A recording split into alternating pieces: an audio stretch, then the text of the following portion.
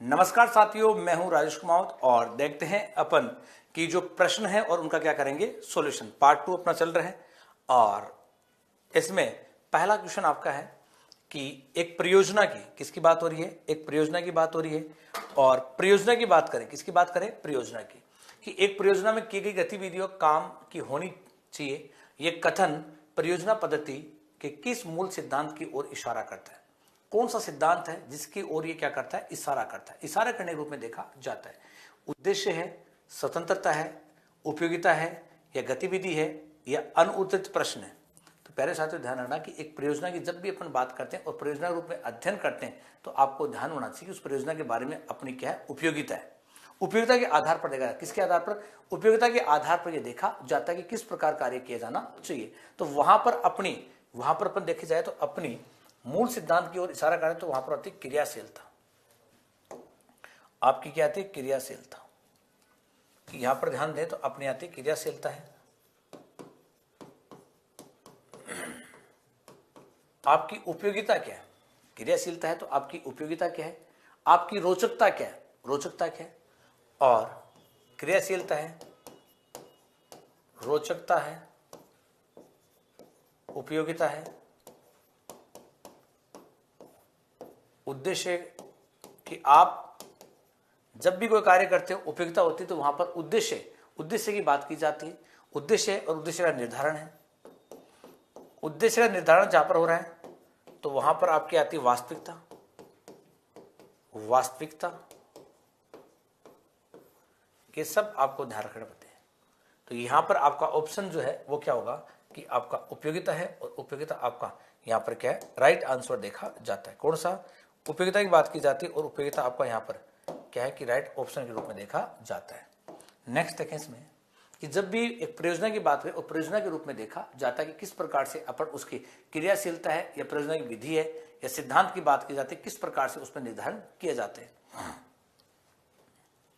छात्रों की गति संवेदी क्रियाओं के माध्यम से विज्ञान सीखने में मदद कर सकता है। लिखित परीक्षा में, वाद विवाद में, प्रश्नोत्तरी में या नाटक में।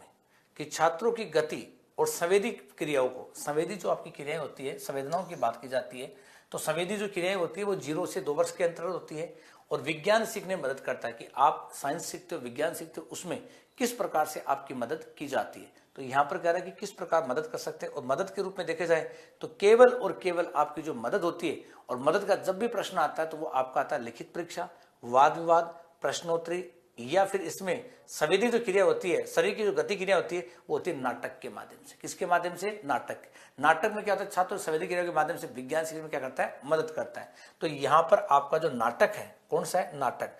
तो केवल और केवल डी, कि जब भी नाटक की बात की जाती है और नाटक के माध्यम से आप क्या करते हो, अपना संवेदी विकास करते हो। किसके माध्यम से? तो यहां पर नाटक के माध्यम से, नाटक के माध्यम से छात्र गणित छात्र संवेदी क्रियाओं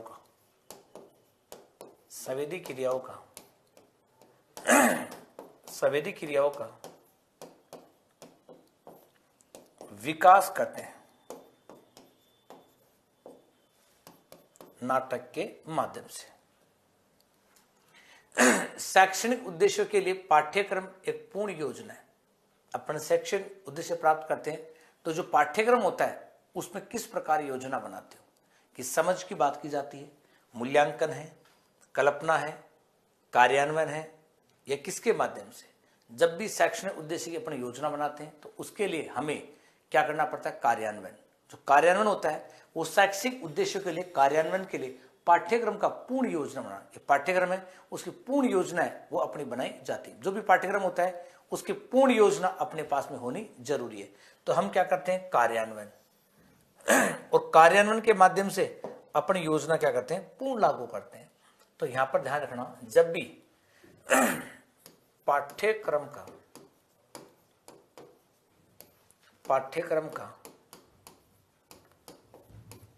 का पूर्ण योजना के लिए कार्यान्वयन के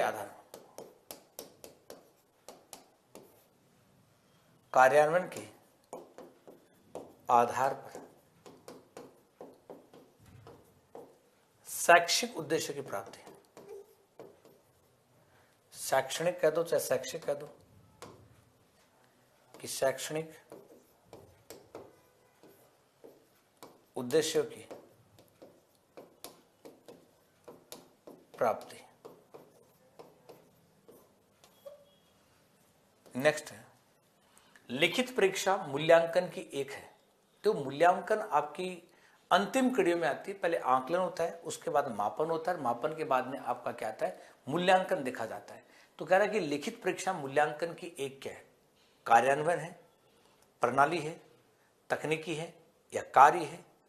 कि लिखित परीक्षा जो आपके मूल्यांकन के बाद लिखने की जो प्रक्रिया की बात की जाती है वो आपके मूल्यांकन की क्या कही जाती है। और मूल्यांकन के रूप में देखा जाए तो एक प्रकार से, किसके बाद से, एक प्रकार से देखा जाए तो एक टेक्नोलॉजी होती है। क्या होती है, टेक्नोलॉजी की बात की जाती है, तकनीकी की बात की जाती है कि तकनीकी रूप में इसको देखा जाता है। और तकनीकी रूप में इसको देखें इसके माध्यम से तकनीकी की बात करें तो यहां पर ध्यान देना कि मूल्यांकन, तो इसमें लिखित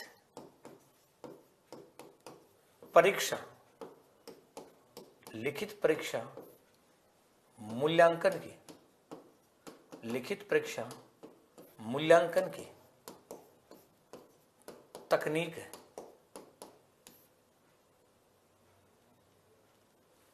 क्या है कि यहां पर आती है तकनीक है, एक तकनीक के रूप में इसको शामिल किया जाता है मूल्यांकन के अंतर्गत। नेक्स्ट, एक शिक्षार्थी धारा को बोलते हैं अपन करंट, और धारा पर संख्यात्मक प्रश्न को हल करने में सक्षम है। एडगर डेल के कॉन ऑफ एक्सपीरियंस के अनुसार संभवतः उसने, अब जो एडगर डेल तो सर्वदृश्य सामग्री का प्रयोग करता है कि शिक्षण को प्रभावी बनाने के लिए, किसको, कि शिक्षण को प्रभावी बनाने के लिए और आपको सर्वदृश्य सामग्री क्या करता है, प्रयोग करता है। तो यहां पर देखा जाए कि एक पुस्तक पढ़ी है, एक प्रदर्शन देखा है, एक स्थिति में भूमिका निभाई है, एक व्याख्यान सुना है। तो अपन कौन के जो एक्सपीरियंस की बात की जाती है तो इसमें हमें एक्सपीरियंस में आपको हमेशा ध्यान रखना है, एक प्रदर्शन देखा है। क्या देखा है, एक प्रदर्शन देखा है। और प्रदर्शन के आधार पर जब भी अपन किसी का जो प्रदर्शन होता है उसके आधार पर देखें तो अपना जो एक्सपीरियंस होता है उसके अनुसार देखा जाता है। तो यहां पर जब भी अपन बात करें एक प्रदर्शन की बात की जाती है और इसके आधार पर देखा जाए तो कौन कहता है, एडगर डेल। एडगर डेल है। अब प्रदर्शन करते हैं, प्रदर्शन देखा या आप कहते हैं दृश्य में, देखने में, और इससे क्या होता है, शिक्षण प्रभावी होता है, शिक्षण प्रभावी होता है। तो ये धारा की बात की जाती है, करंट की बात की जाती है और इसमें संख्यात्मक रूप से हल करने में उसको देखा जाता है। प्रदर्शन के आधार पर अपन क्या करते हैं, कौन का जो एक्सपीरियंस है वो उसमें शामिल किया जाता है। नेक्स्ट है, मूल्यांकन का मुख्य उद्देश्य होता है ये जानना है कि बच्चों ने कितने पाठ पढ़े, शिक्षक ने कितने पाठ पढ़ाए, बच्चे कैसे सीखते हैं, अगली कक्षा में उन्नत करना है। तो यहाँ पर मूल्यांकन का मुख्य उद्देश्य होता है ये जानना कि मूल्यांकन का मुख्य उद्देश्य होता है ये जानना, क्या जानना है उसके रूप में बात करें तो बच्चों की बात की जाती है तो केवल और केवल कि बच्चे कैसे सीखते हैं। आजकल आकलन के माध्यम देखते हैं कि बच्चे कैसे सीखते हैं और मूल्यांकन का उद्देश्य है कि जानना कि बच्चे कैसे सीखते हैं, बच्चों की बात की जाती है। और यहाँ पर जो अपन देखते हैं कि बच्चे कैसे सीखते हैं और बच्चों की बात की जाती है, बच्चों को देखा जाता है किसके माध्यम से, मूल्यांकन के माध्यम से। तो मूल्यांकन के माध्यम से, मूल्यांकन के माध्यम से देखा जाता है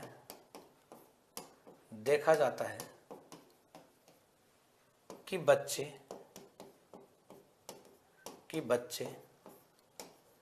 कैसे सीखते हैं, बच्चे कैसे सीखते हैं,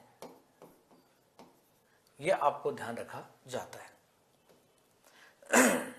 प्रभावी शिक्षण है, यदि अपन प्रभावी शिक्षण की बात करें तो वो सहयोगी है, या आपका विचारक है, या विचार उत्तेजक है, या दोनों है। देखो, प्रभावी शिक्षण बनाने के लिए आपको क्या करना पड़ेगा, सहयोग लेना पड़ेगा। सहयोग का मतलब हो सकता है कि आपकी इसमें सामग्रियां हो सकती है, तो सर्वे दृश्य सामग्री भी हो सकती है आपकी, या आप कोई शिक्षण के लिए सहायक सामग्री का प्रयोग कर सकते हो। तो यहां पर देखा जाए तो आपकी सहयोग भी है, विचारों में उत्तेजना पैदा करने वाला, और दोनों ऑफर आपके क्या है, सही है। और दोनों सही है तो आपका सी विकल्प क्या है, राइट है, कि आपके विचारों में उत्तेजना भी होनी चाहिए और आपकी कोई प्रभावी के रूप में सहयोग है, और सहयोग के रूप में भी काम लिया जाना चाहिए। दोनों चीजें वहां पर देखी जाती है। नेक्स्ट कह रहे हैं, बच्चों द्वारा कोई भी अभिव्यक्ति नवाचार तरीके से की गई उसे अभिव्यक्ति कहते हैं। अभिव्यक्ति जो होता है उसका अर्थ होता है विचारों को प्रकट करना, कि बच्चों द्वारा कोई भी अभिव्यक्ति नवाचार तरीके से की गई नाटकीय है, रचनात्मक है, सामाजिक है, सौंदर्य शास्त्र है, किसके आधार पर देखा जाता है। अब आधार आपसे पूछे तो आपके पास में आधार होता है, और आधार आपका आता है रचनात्मक। कौन सा आता है, रचनात्मक, कि विचारों को प्रकट करना एक अपने आप में क्या है, रचनात्मक। कौन सा है, रचनात्मक। आपका देखा कोई भी बच्चा है या बच्चों द्वारा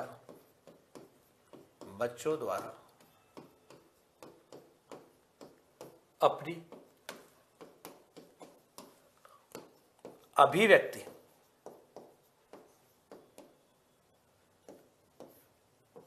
नवाचार तरीके से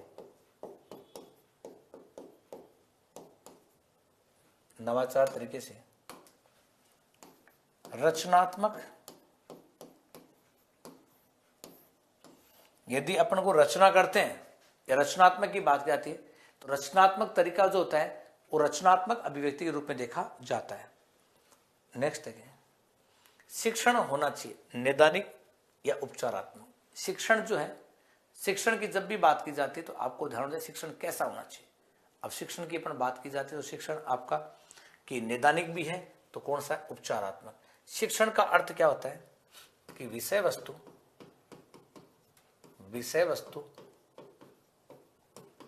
का ज्ञान प्रदान करना।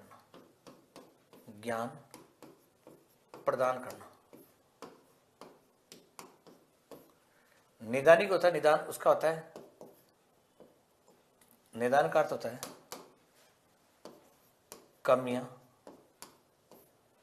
कमियों की खोज। उपचार का मतलब कारण को दूर करना।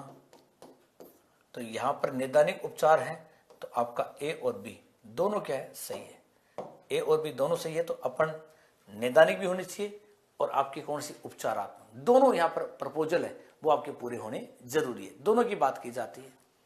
यहां पर देखें अगला क्वेश्चन कि बच्चों के शैक्षणिक एवं सह शैक्षणिक दोनों क्षेत्रों में अधिगम प्रदर्शन एवं प्रगति के प्रमाणों जिनको आकलन के विभिन्न उपकरण एवं तकनीकों का उपयोग करके एकत्रित किया गया है और व्यवस्थित प्रलेखन की प्रक्रिया को क्या कहते हैं। जो प्रलेखन प्रक्रिया उसको क्या कहते हैं। अपन जो आकलन है और प्रगति प्रमाण पत्र के रूप में बात करते हैं तो वो आकलन है, रिपोर्टिंग है, अभिलेखन है, मूल्यांकन है। तो यहां पर देखा था कि जब उपयोग में एकत्रित किए गए जो रिकॉर्ड के रूप में होते हैं उसको अभिलेखन कहते हैं। कि शैक्षिक क्षेत्र में दोनों जब शामिल होते हैं और इसमें जहां पर अधिगम प्रदर्शन के प्रमाणों के आकलन की बात की जाती है और व्यवस्थित रूप से प्रलेखन को अपन क्या प्रक्रिया कहते हैं, अभिलेखन। कि व्यवस्थित जो प्रक्रिया आपकी होती है और प्रलेखन प्रक्रिया कहते हैं उसको अभिलेखन कहते हैं। क्या कहते हैं, अभिलेखन। कि यहां पर आपकी जो व्यवस्थित है और व्यवस्थित प्रलेखन की जो प्रक्रिया होती है उसी को अपन क्या बोलते हैं, अभिलेखन। कि जो अभिलेख है वो कैसे होते हैं, व्यवस्थित रूप से उसको देखा जाता है। कौन सा है, व्यवस्थित। नेक्स्ट है परियोजना विधि के दोष है। एक परियोजना विधि है उसके क्या दोष हो सकते हैं। अपन जब भी प्रयोजन करते हैं उस विधि का क्या दोष हो सकता है। दोष के बारे में देखा जाए तो अनेक प्रकार के दोष हो सकते हैं कि सभी विषयों के लिए उपयोगी नहीं हो, यहाँ पर देखा जाता है। तो इसमें अधिक समय लगता है, ज्ञान कर्मिक और व्यवस्थित तरीके से अर्जित नहीं किया जा सकता है, इस पद्धति के उपयोग से पूरे पाठ्यक्रम को पूरा करना बहुत कठिन होता है। तो अपन कहते हैं उपरोक्त सभी कि प्रयोजना विधि के उपरोक्त सभी दोष देखे जाते हैं। अपन देखें यहाँ पर और इसके रूप में कुछ और देखें बातें तो क्या आती है कि सभी विषयों के लिए शिक्षण उपयोगी नहीं है, सभी विषयों के लिए शिक्षण उपयोगी नहीं है। तो यहां पर देखा जाता है कि सभी विषयों के लिए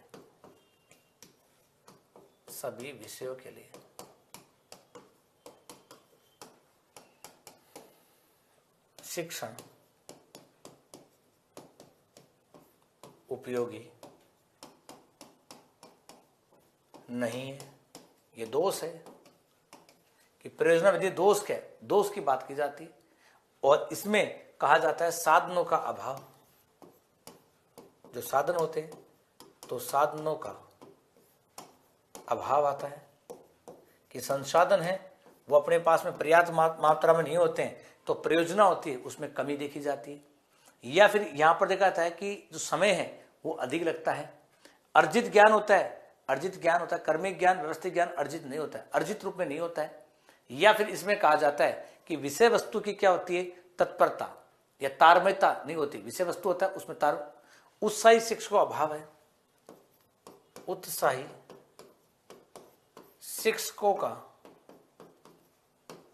उत्साही शिक्षकों का अभाव है। उत्साही शिक्षक है उनका अभाव होता है। विषयों में तारतम्यता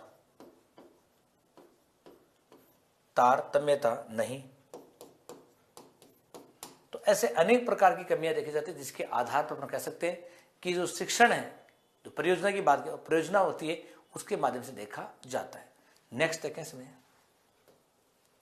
का अर्थ व्याख्या विश्लेषण और प्रतिबिंब के माध्यम से एकत्र डाटा में अर्थ लाना है। कि का अर्थ है व्याख्या विश्लेषण और प्रतिबिंब के माध्यम से एकत्र डाटा है उसमें अर्थ लाना है। जो एकत्र डाटा है उसमें कैसे अर्थ लाना है। डाटा की बात करें, अर्थ लाने की बात की जाती है तो कैसे डाटा में अर्थ लाया जा सकता है। आकलन है, मापन है, मूल्यांकन है, परीक्षण है या कौन सा है। तो इसमें आता है मूल्यांकन। कौन सा आता है, मूल्यांकन दिखाता है। और मूल्यांकन की बात की जाती है तो उसमें ध्यान रखा जाता है कि कौन सा आता है। मूल्यांकन के रूप में बात करें तो मूल्यांकन ध्यान रखना, इसमें मूल्यांकन एक सतत प्रक्रिया है। क्या है इसमें, मूल्यांकन एक सतत प्रक्रिया है।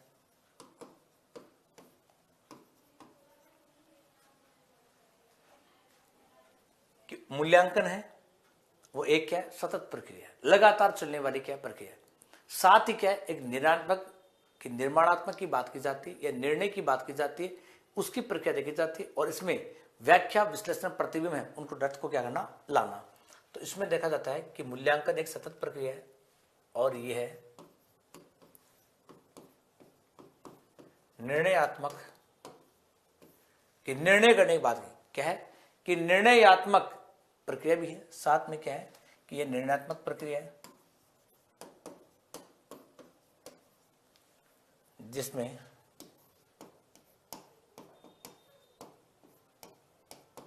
व्याख्या विश्लेषण और प्रतिबिंब के माध्यम से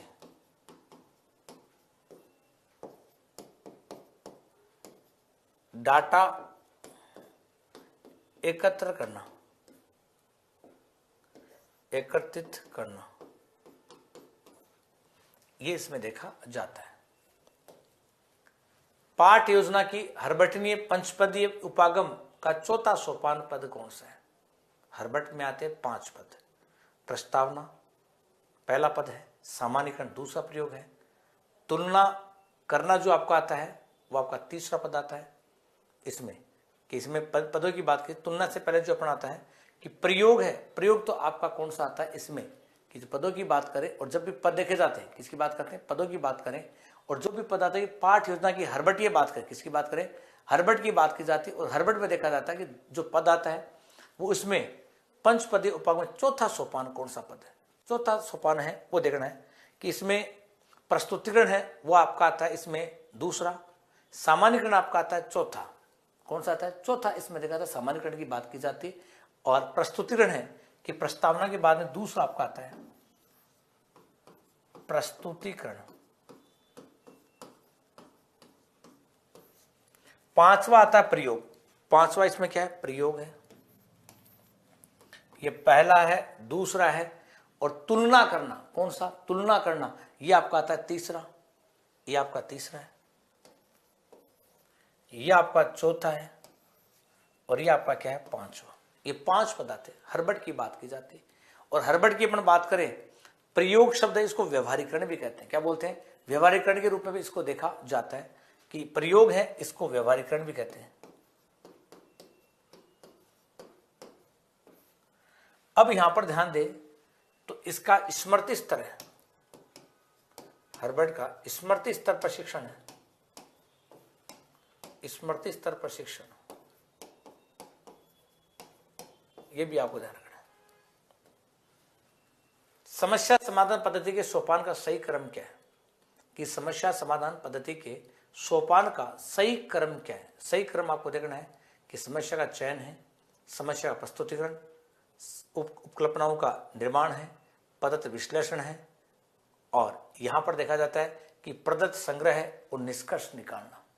क्या इसमें बिंदु देखा जाए कि अपना सही कोटेशन है या नहीं है।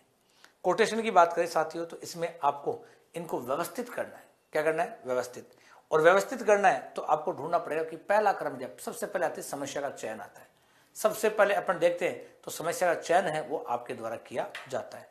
तो यहां पर सबसे पहले अपन देखें कि नंबर 1 समस्या का चयन, तो ये बिंदु अपने आप में गलत हो गया, ये तो 1 से आ गया।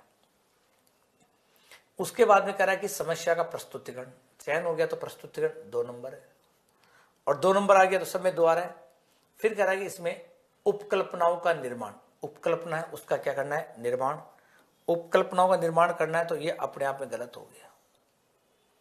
फिर कह रहा है कि इसमें उपकल्पनाओं का निर्माण किया आपने, और उपकल्पनाओं के निर्माण के बाद में ये आपका चौथा बोलता है प्रदत्त संग्रह, प्रदत्त संग्रह, प्रदत्त संग्रह इसमें गलत है, तो ये भी क्या हो गया, गलत।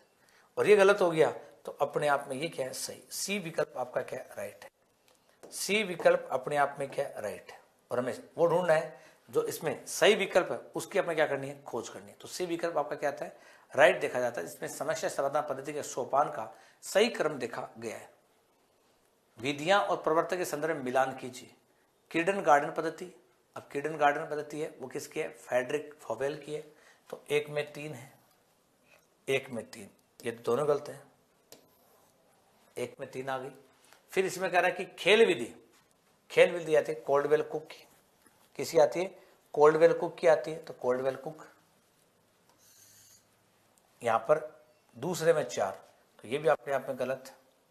फिर कह रहा है कि प्रोजेक्ट विधि, प्रोजेक्ट विधि किलपैट्रिक की, बुनियादी है महात्मा गांधी की, तो आपका बी विकल्प क्या है, राइट है। बी ऑप्शन आपका क्या है, राइट है। तो विधि के आधार पर आपका जो ऑप्शन है और प्रवर्तक है उसको आपको क्या करना पड़ता है, मिलान। और जब मिलान करते हैं तो अपने आप ही उत्तर क्या आता है, सही देखा जाता है। तो यहां पर विधियों की बात करें तो महात्मा गांधी की विधि है बुनियादी शिक्षा है, और प्रोजेक्ट विधि है वो किलपैट्रिक की है, खेल विधि हेनरी कोल्डवेल कुक की है, किर्डन गार्डन है वो फ्रेडरिक की है। तो यहां पर आपको ध्यान रखने वाली विधि है वो कौन सी, प्रोजेक्ट, और प्रोजेक्ट किसकी है, किलपैट्रिक की। कि प्रोजेक्ट विधि आती है वो किसकी आती है, किलपैट्रिक के रूप में देखी जाती है। नेक्स्ट है इसमें कि एक परीक्षण जिस गुण के मापन के लिए वह बना है वह उसी गुण की माप करता है। परीक्षण की उच्च कसौटी को क्या कहा जाता है, कि इस परीक्षण की उच्च कसौटी है उसको क्या कहा जाता है, वैधता, विश्वसनीयता, वस्तुनिष्ठता, विभेदीकरण। कि इसको अपन कसौटी को क्या कहा जाता है, कसौटी की बात करें तो कसौटी को क्या कहा जाता है, कसौटी के रूप में देखें। और कसौटी की बात करें तो यहाँ पर ध्यान रखना पड़ेगा कि उसके रूप में क्या कहा जाता है। कसौटी जो होती है जिस मापन के लिए उसी गुण को मापन करते उसको अपन कहते हैं वैधता। क्या कहते हैं, उसको वैधता कहा जाता है। विश्वसनीयता होती है, उसमें आपको देखना रहता है, विश्वसनीयता पर होती है, वहां पर आपको आता है स्थायित्व, कि आप कोई उसका अंकन करे, चेक करे कॉपी को, लेकिन उसमें अंकन के आधार पर एक ही अंक आए, चाहे कोई भी कॉपी चेक करे, अंकन के रूप में एक ही वहां पर अंक देखा जाता है। वस्तुनिष्ठ की बात करें, जिस परीक्षा पर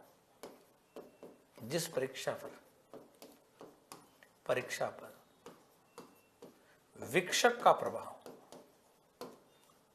कि जिस परीक्षा पर विक्षक का प्रभाव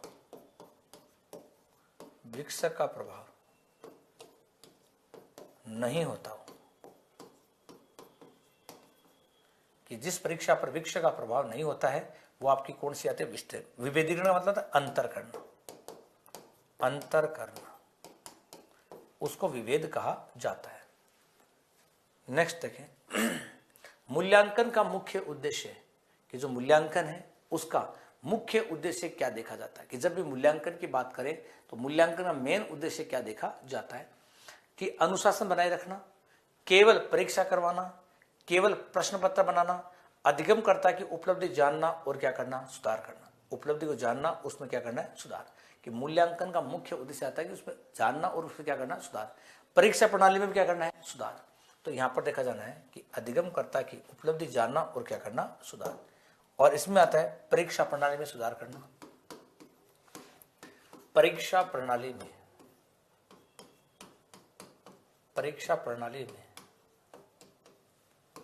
सुधार करना,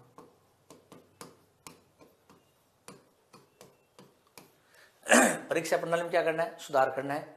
पाठ्यक्रम में आवश्यक संशोधन करना, पाठ्यक्रम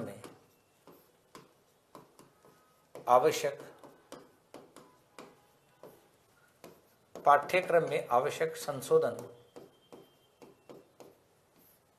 करना, जो आपको उचित लगे वो संशोधन करना चाहिए। और इसमें बालक के व्यवहार संबंधी परिवर्तन करना, बालक के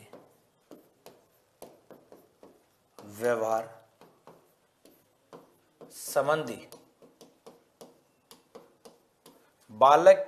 संबंधी परिवर्तन करना। बालक के व्यवहार संबंधी क्या करना? परिवर्तन करना, ऐसा देखा जाता है। और साथ साथ शिक्षण व्यूह रचना में क्या करना? सुधार करना। शिक्षण व्यूह रचना में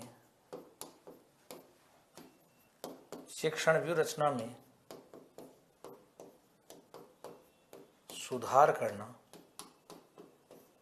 शिक्षण जो व्यूह रचना है उसमें अपन को क्या करना है? सुधार करना है। साथ साथ इसमें क्या देखना है? बालकों को उत्तम ढंग से सिखाना, बालकों को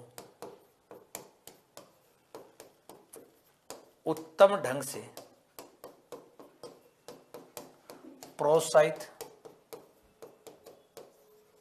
प्रोत्साहित करना या उनको सिखाना। कि बालक होते हैं और बालकों को उत्तम ढंग से प्रोत्साहित करना भी होता है और सिखाना भी होता है। ह्यूरिस्टिक शब्द भाषा के ह्यूरिस्टिक शब्द से विकसित हुआ है और जिसका अर्थ मैं स्वयं खोजता हूं। कि जो ह्यूरिस्टिक होता है कि मैं स्वयं खोजता हूं, और ह्यूरिस्को ये शब्द आपके कहां से है? कि कौन सी भाषा, यूनानी है, ग्रीक है, जापानी है, उपरोक्त में से कोई नहीं। ऐसा शब्द जो आता है वो आपके आता है ग्रीक भाषा का। कौन सी भाषा का? ग्रीक भाषा देता है, जिसका अर्थ आता है कि ह्यूरिस्टिक को अपन बोलते हैं अन्वेषण उपागम, छात्र क्या करता है? स्वयं खोज करता है। तो इसमें देखा जाता है कि आपके ग्रीक भाषा का शब्द है। कौन सा है? ग्रीक भाषा का। इसमें देखा था कि बालक ये है अन्वेषण, यह अन्वेषण उपागम है, जिसके अंतर्गत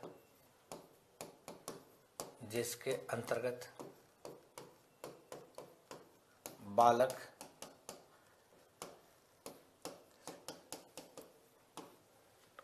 स्वयं खोज करके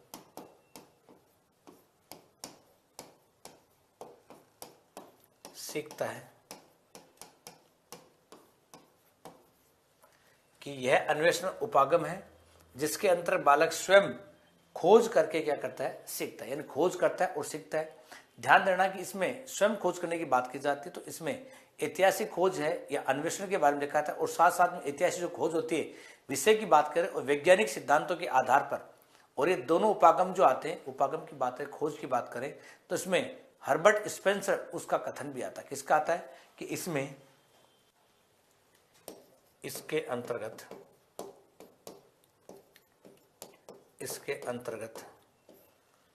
हर्बर्ट स्पेंसर का उपागम भी आता है।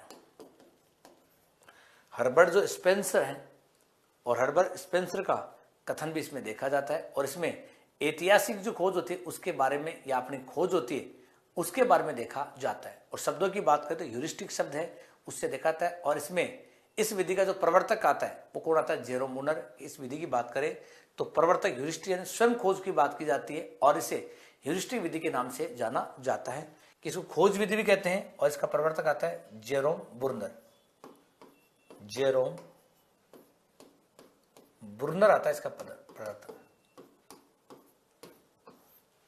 कि जेरोम बुर्नर है वो ह्यूरिस्टिक विधि है, इसका प्रवर्तक देखा जाता है। ह्यूरिस्टिक विधि की बात करें तो इसको ह्यूरिस्टिक विधि के साथ साथ इसको खोज उपागम या अन्वेषण विधि, कौन सी, इसको अन्वेषण विधि के नाम से जानते, वैसे इसको अपन ह्यूरिस्टिक विधि के नाम से भी जाना जा सकता है।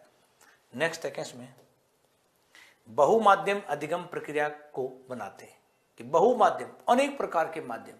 अब जब आप अनेक प्रकार के माध्यम का प्रयोग करते हैं और अनेक प्रकार के जो माध्यम होते हैं वो आपके अधिगम को क्या बनाते हैं, जटिल बनाते हैं, रोचक बनाते हैं, नीरस बनाते हैं, अस्पष्ट बनाते हैं। अब पढ़ने का तरीके आपके पास में अनेक प्रकार के तरीके आप यदि प्रयोग कर रहे हो और पढ़ाने की बात की जाती है, और जब आपके पास में पढ़ने के अनेक प्रकार के तरीके होते हैं और उन तरीकों की बात की जाती है तो तरीका आपका कौन सा आता है, रोचक होता है। कौन सा आता है, रोचक। जैसे खेल विधि है, नाटक विधि है, अनेक प्रकार के तरीके प्रयोग करने से क्या होता है, शिक्षण आपका रोचक बनता है। जैसे आजकल नवाचार करें और इसमें कई प्रकार की सरलता सुगमता दूरवर्ती है, और इसमें क्या होता है कि छात्र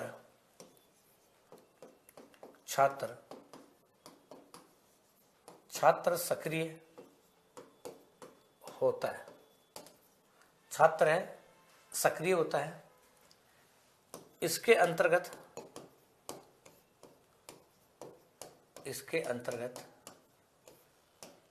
नवाचार,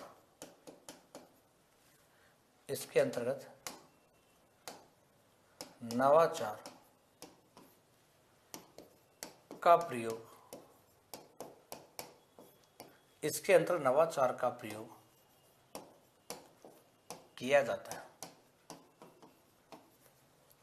कि इसके अंतर्गत क्या होता है कि नवाचार है और नवाचार का क्या करते हैं, प्रयोग किया जाता है। और इस विधि के अंतर्गत अपन क्या करते हैं कि सुगम और सरलतम तरीके से बनाए, कि इसको यदि बहुमाध्यम है तो सरल, सुगम, प्रभावी और साथ साथ क्या बनाए, रोचक। ये ध्यान होना जरूरी है। प्रयोगशाला विधि द्वारा छात्रों में विकास होता है, कि जो प्रयोगशाला विधि है और उसके द्वारा छात्रों में विकास होता है निरीक्षण शक्ति का, तर्क शक्ति का, निर्णय शक्ति का या उपरोक्त सभी का। जो प्रयोगशाला विधि आती है और इसके माध्यम से बालकों में देखा जाता है तो किसका विकास होता है कि निरीक्षण करने का है, तर्क करने का है और निर्णय शक्ति का है और उपरोक्त सभी का उसमें विकास देखा जाता है। कि बालक की बात करें, प्रयोगशाला की विधि की बात हो रही है और उसमें निरीक्षण करना है, तर्क क्षमता की बात की जाती है। तो प्रयोगशाला द्वारा क्या होता है कि बालकों निरीक्षण है, तर्क शक्ति है। यह एक मनोवैज्ञानिक विधि है। कौन सी है, मनोवैज्ञानिक विधि है। और छात्र स्वयं अपनी गति से क्या करते हैं, कार्य करते हैं। छात्र है वो अपनी गति से कार्य किया जाता है और यह विधि करके सीखने पर क्या आधारित है। तो यहां पर ध्यान देना, यह है मनोवैज्ञानिक, यह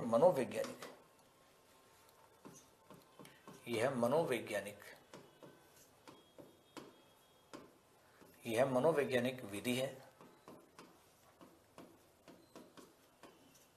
यह मनोवैज्ञानिक क्या है, विधि है, और इसमें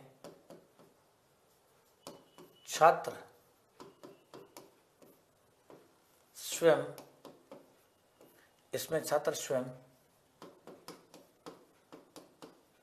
सीखता है, इसमें छात्र स्वयं सीखता है और करके सीखना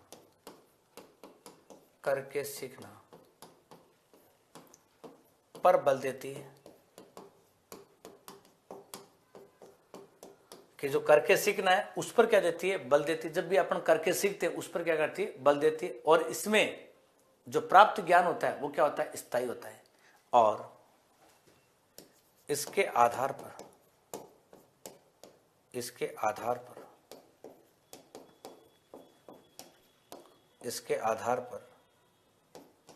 प्राप्त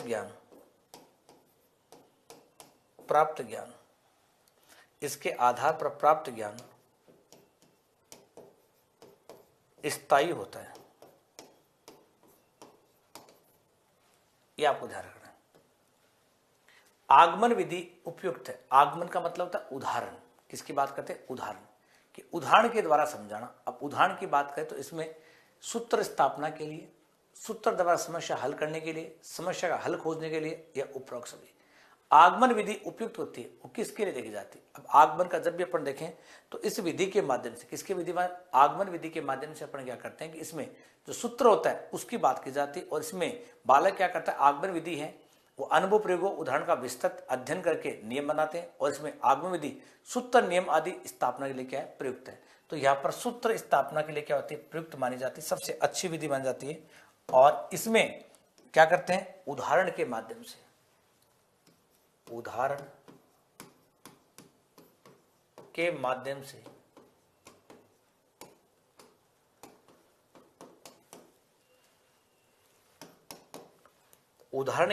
से समझाते हैं।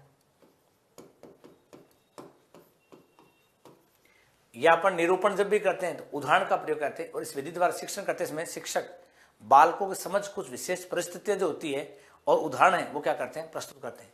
तो इस विधि के माध्यम से, इस विधि के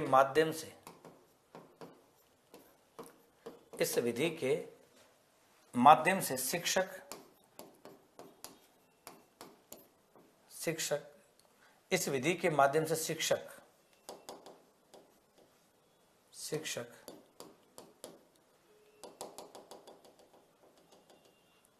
इस विधि के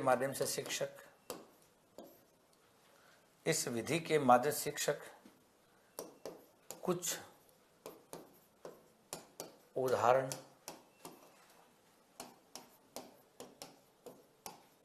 प्रस्तुत करता है।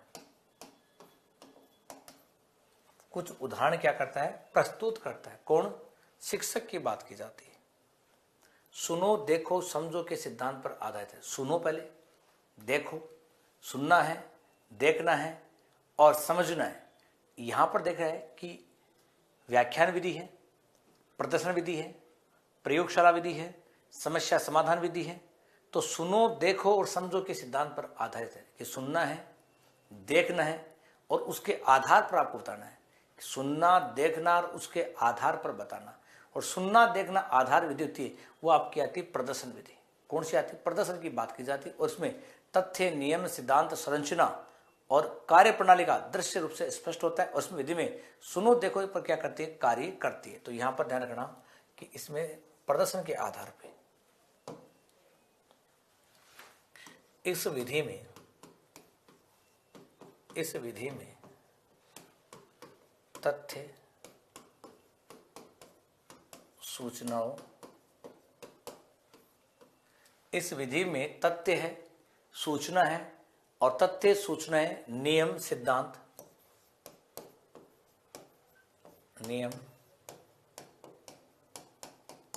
सिद्धांतों, नियमों की बात करें, सिद्धांत की बात करें, संरचना तथा कार्य प्रणाली, संरचना तथा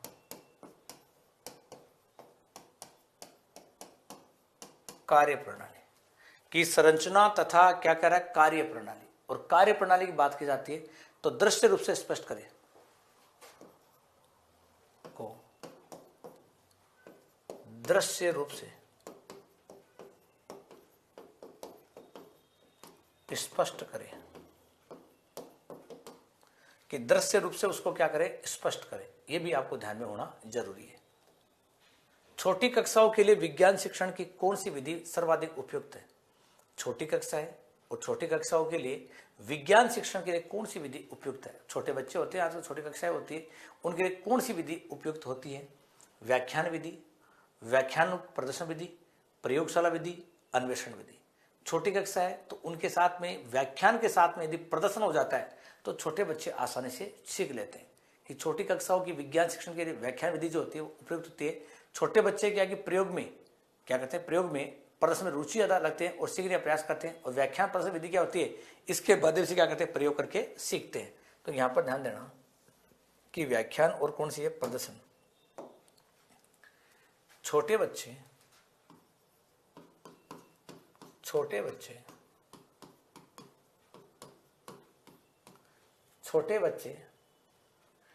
विज्ञान शिक्षण, विज्ञान विषय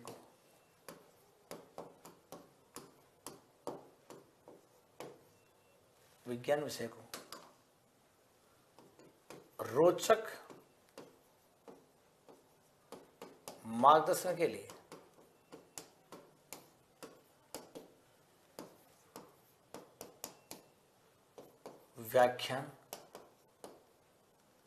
व्याख्यान है, युक्त प्रदर्शन विधि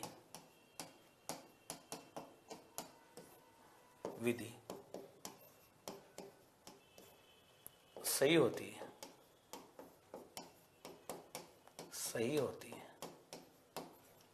यह आपको ध्यान में रखना है। किस शिक्षण विधि में उदाहरण से नियम की ओर शिक्षण सूत्र का प्रयोग करते हैं? कि अपन उदाहरण है और उदाहरण से किसकी ओर जाते हैं, नियम की ओर देखा जाता है। उदाहरण से नियम की ओर जाते हैं तो आगमन विधि, निगमन विधि, व्याख्यान विधि, समस्या समाधान विधि और कौन सी विधि आती है? शिक्षण सूत्र का प्रयोग करें जब व्यक्ति कह रहा है उदाहरण से नियम, तो पहले उदाहरण देंगे, उसके बाद में उसके क्या करेंगे, नियम समझाएंगे। तो यहां पर प्रयोग करने की बात की जाती है तो विभिन्न उदाहरणों का प्रयोग करते हुए और अपन इनके आधार पर मानसिक शक्ति क्या करते हैं और नियम सिद्धांत पहुंचाते हैं, वो आपकी कौन सी है, मनोविज्ञान विधि। तो यहां पर बात करें तो कौन सी विधि आएगी, आगमन विधि। कौन सी आएगी, आगमन विधि का क्या करते हैं प्रयोग, कि इसमें आगमन विधि है उसका प्रयोग किया जाता है। और आगमन विधि का प्रयोग करें तो आपको ध्यान होना चाहिए कि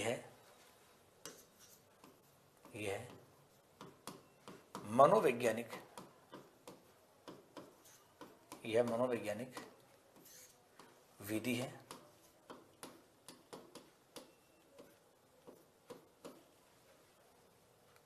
विभिन्न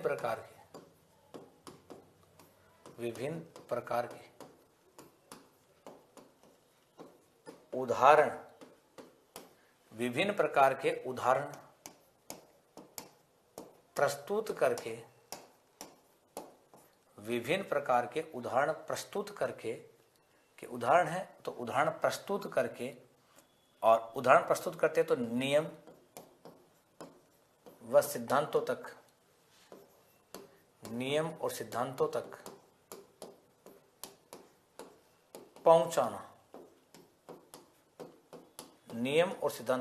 पहुंचाना, इसमें देखा जाता है। विज्ञान की एक पाठ्य सहगामी गतिविधि है। विज्ञान की बात की जाती है और पाठ्य सहगामी विधि की बात की जाती है तो कौन सी विधि देखी जाती है? तो इसमें विज्ञान प्रश्नोत्तरी है, विज्ञान मेला है, विज्ञान क्लब है। तो यहां पर विज्ञान की एक पाठ्य सहगामी गतिविधि में आती है तो विज्ञान प्रश्नोत्तरी है, विज्ञान मेला है, विज्ञान क्लब है। तो आपका इसमें कौन सा आता है, उपरोक्त सभी। कौन सा आता है, उपरोक्त सभी है, वो इसमें देखा जाता है। कि उपरोक्त सभी की बात करें तो वो इसमें शामिल के रूप में देखा जाता है कि विज्ञान है और उसके उपरोक्त सभी के रूप में इसको क्या करते हैं, शामिल करते हैं। शामिल करने मतलब मूल्यांकन वह प्रणाली जिसके माध्यम से बालक बालिकाओं का, किसका, बालक बालिकाओं की बात की जाती है और बालक बालिकाओं के रूप में अपन बात करें और उसके रूप में अपन कार्य करते हैं, कि बालक बालिकाओं की बात करें और उसके रूप में अपन क्या करते हैं, कार्य किया जाता है। तो यहाँ पर अपन देखें कि पाठ्य सहगामी क्रियाओं के लिए अपन देखें तो विज्ञान प्रश्नोत्तरी, विज्ञान मेला, विज्ञान क्लब और आपका उपरोक्त सभी है वो आपका राइट ऑप्शन देखा जाता है। विज्ञान के क्षेत्र में कि क्रियाओं का प्रयोग करते हैं और अपन उन पाठ्य सहगामी क्रिया कहते हैं, क्या करते हैं कि इनके लिए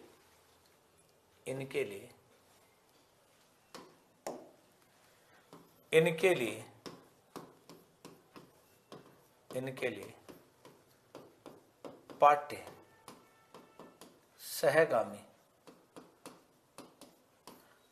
सहगामी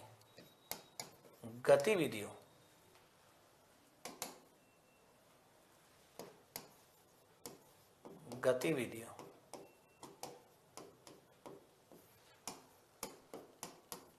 का प्रयोग करके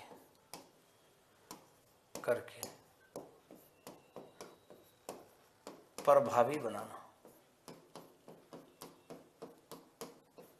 ये पाठ्य सहगामी गतिविधियों का प्रयोग करते हैं और अपने इसमें क्या करते हैं, प्रभावी बनाते हैं। जिसमें आपके प्रश्नोत्तरी है, विज्ञान मेला है, विज्ञान क्लब है, इनके माध्यम से देखते हैं। और इसमें विज्ञान के क्षेत्र में जिन क्रियाओं का उपयोग कक्षा की सीमा से परे किया जाता है उसमें प्रयोग करते हैं, कि विज्ञान के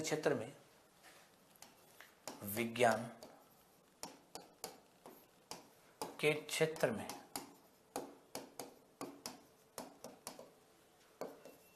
कक्षाओं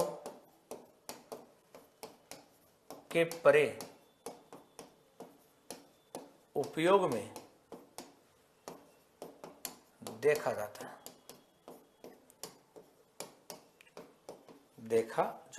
ये भी आपको ध्यान में रखना होगा।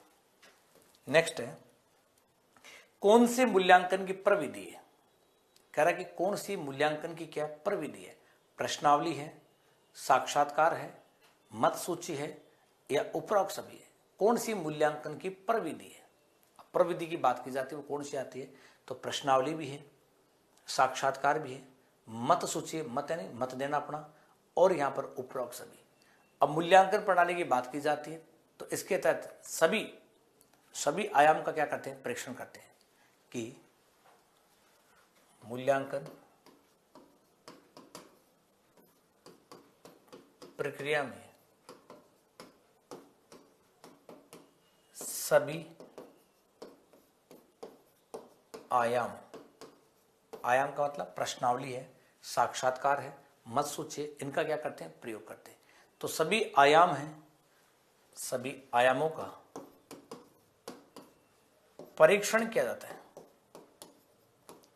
सभी आयामों का परीक्षण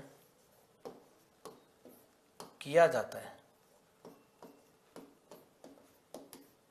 कि मूल्यांकन प्रक्रिया में सभी आयामों का परीक्षण कहते हैं। परीक्षण है जो सभी आयाम है और उनका क्या करते हैं, परीक्षण किया जाता है। और इसमें मूल्यांकन में कई प्रकार की प्रविधियों का प्रयोग करते हैं। और यहां पर ध्यान रखना कि मूल्यांकन में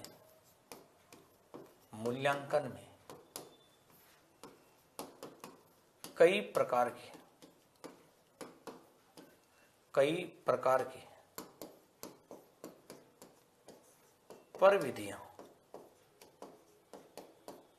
प्रविधियों का प्रयोग किया जाता है।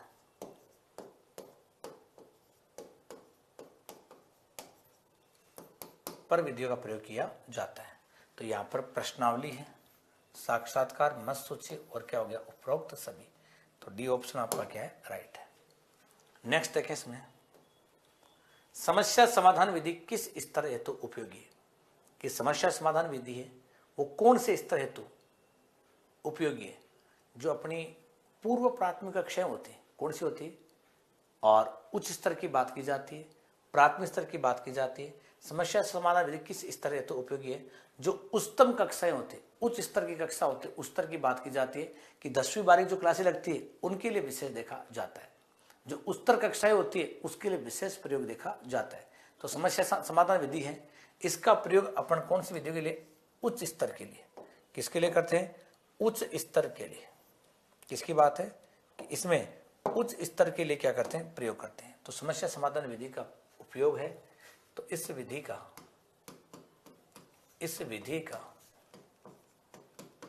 का उपयोग उच्च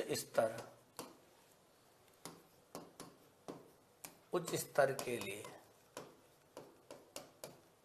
उपयोगी है। ये जो उच्च स्तर है उसके लिए क्या है उपयोगी है। जो उच्च स्तर की कक्षा देखी जाए उसके लिए उपयोगी होता है। और इसमें समस्या समाधान है। और समस्या क्या होती है, जटिल व्यवहार है कि समस्या समाधान एक है, जटिल व्यवहार है, और इसमें मनोवैज्ञानिक प्रक्रिया क्या होती है शामिल है। तो यहां पर क्या है कि यह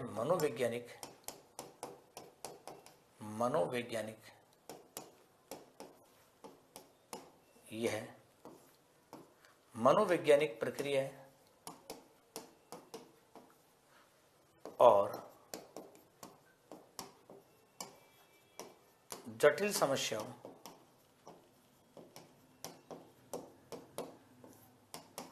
समस्याओं को व्यवहार के रूप में हल करना, ये इन विधियों में अपना देखा जाता है। उपचारात्मक शिक्षण किसका अंतिम चरण है? परीक्षा प्रतिमान का, व्याख्यान शिक्षण का, निदान परीक्षण का, दल शिक्षण का।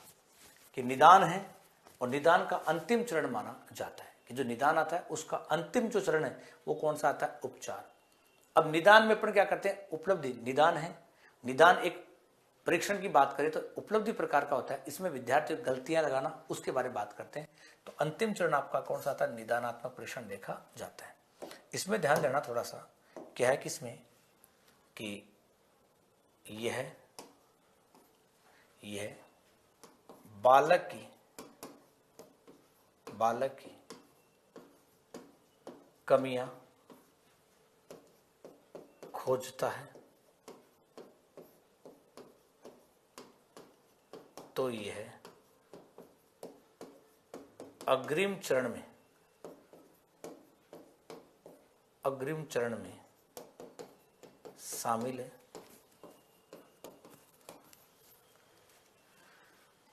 लेकिन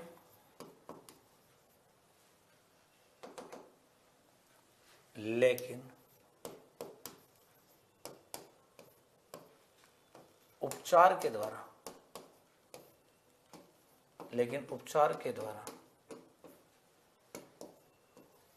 कमियां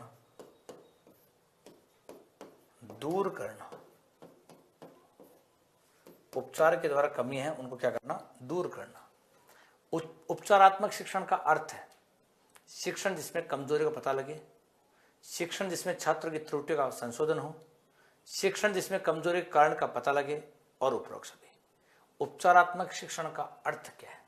हमेशा ध्यान रखना कि शिक्षण जिसमें कमजोरी का पता लगे, जिस शिक्षण जिसमें छात्र त्रुटियों का संशोधन हो, कमजोरी के कारण का पता लगे। देखो पता लगाना जो होता है और इसमें देखा जाता है, जब भी ध्यान रखना कि पता लगाने की बात की जाती है, पता नहीं इसमें सुधार होता है कि दोषों को दूर करना, भविष्य में दोष से मुक्त करना। तो यहां पर देखा जाता है कि शिक्षण जिसमें छात्रों की त्रुटियों को क्या करे? संशोधन करे।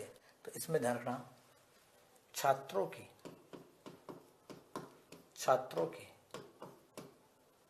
कमियां दूर करना, तथा भविष्य में इसे मुक्त करना कि संशोधन के आधार पर जो कमियां हैं उनको दूर करना और भविष्य में ऐसी गलती नहीं हो। पर्यवेक्षण अध्ययन की विशेषता या विशेषताएं हैं कि पर्यवेक्षण जो अध्ययन है उसकी विशेषता या विशेषताएं हैं। इसके द्वारा किसी विषय को कैसे पढ़ा जाए इस बात की जानकारी छात्रों को मिलती है। इसे तभी विषयों के शिक्षण प्रयुक्त किया जा सकता है इसमें छात्र सक्रिय तथा अनुशासन में रहते हैं। तो क्या पर्यवेक्षण होती है? जांच। पर्यवेक्षण क्या मानते हैं? जांच। और इसमें स्वाध्याय के द्वारा, किसी वीक्षण के द्वारा। तो यहां पर आता है कि पर्यवेक्षण है, इसको अपन क्या बोलते हैं? जांच या परख बोलते हैं। परख भी कह सकते हैं, जांच भी कह सकते हैं। इसके द्वारा किसी विषय को कैसा पढ़ा जाए इस बात की जानकारी छात्रों को मिलती है। इसे सभी विषयों के शिक्षण प्रयुक्त किया जा सकता है। इसमें छात्र सक्रिय अनुशासन में रहते हैं। और क्या था, उपरोक्त सभी।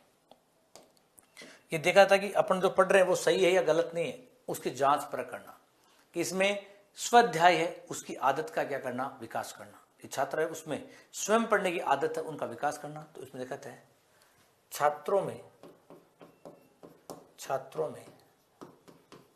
स्वयं पढ़ने की आदत, स्वयं पढ़ने की आदत का विकास करना, कि छात्रों में स्वयं पढ़ने की आदत का विकास करना, जिसको अपन स्वाध्याय भी कहते हैं, स्वयं अध्ययन करना। और ये क्या है कि सभी विषयों में प्रयुक्त किया जा सकता है, कि सभी जो विषय उसमें लागू हो सकता है, कि ऐसा नहीं एक विषय, सभी विषय। इसमें छात्र सक्रिय तथा अनुशासन, अनुशासन का मतलब होता है कि अपने अनुशासन में रहकर क्या करता है, कार्य को सीखता है। इसमें छात्र तर्क है, तर्क की बात की जाती है, तर्क की बात करें, अवबोध की क्षमता का विकास करना। तो छात्रों में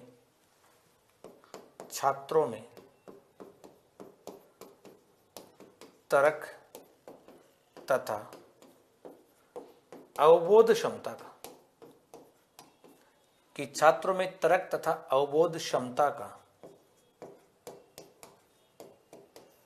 विकास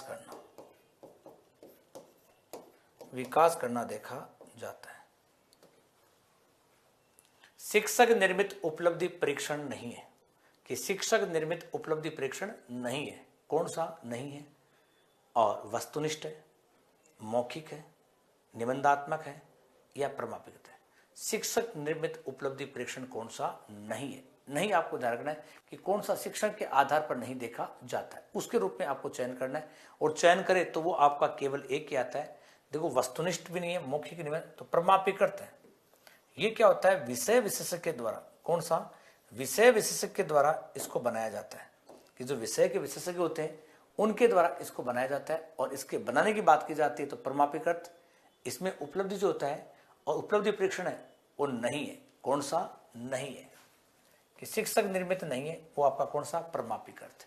दो प्रकार के होता है, एक होता है प्रमापीकृत और एक होता है कौन सा? अध्यापक द्वारा निर्मित। दो प्रकार के उपलब्धि के परीक्षण देखे जाते हैं, प्रमापीकृत परीक्षण और अध्यापक द्वारा निर्मित, जिसको अपन बोलते हैं आत्मनिष्ठ और कौन सा? वस्तुनिष्ठ के रूप में देखा जाता है। तो यहां पर देखें, एक तो आपका आ गया उपलब्धि परीक्षण के प्रकार हैं, वो दो प्रकार। एक आपका आता है प्रमापीकृत परीक्षण और एक आपका आता है अध्यापक निर्मित परीक्षण, जिसमें आपका आता है वस्तुनिष्ठ और आत्मनिष्ठ। कि वस्तुनिष्ठ भी है और कौन सा? आत्मनिष्ठ। कि अध्यापक द्वारा निर्मित जो होता है उसमें आत्मनिष्ठ वस्तुनिष्ठ दिखाता है, वो इसमें ध्यान रखना होता है। नेक्स्ट देखें, ग्राफ उदाहरण है। ग्राफ हमेशा सर्वे नहीं होता है, केवल दृश्य दिखाता है। ग्राफ है उसका प्रयोग अपन क्या करते हैं? तुलना करने के लिए ग्राफ है। और ग्राफ एक उदाहरण है। कैसा उदाहरण है? कि दृश्य सामग्री है और दृश्य सामग्री में आती है और केवल देखा जा सकता है और उसमें संख्यात्मक आंकड़ों का क्या करते हैं? प्रस्तुतिकरण करते हैं। तो यहां पर देखा जाए कि ग्राफ उदाहरण है किसका? दृश्य का। किसका है? दृश्य के रूप में दिखाता है और इसमें संख्यात्मक आंकड़ों का प्रदर्शन करना, और इसमें क्या होता है? तुलना करने में अध्ययन करते हैं। तो इसमें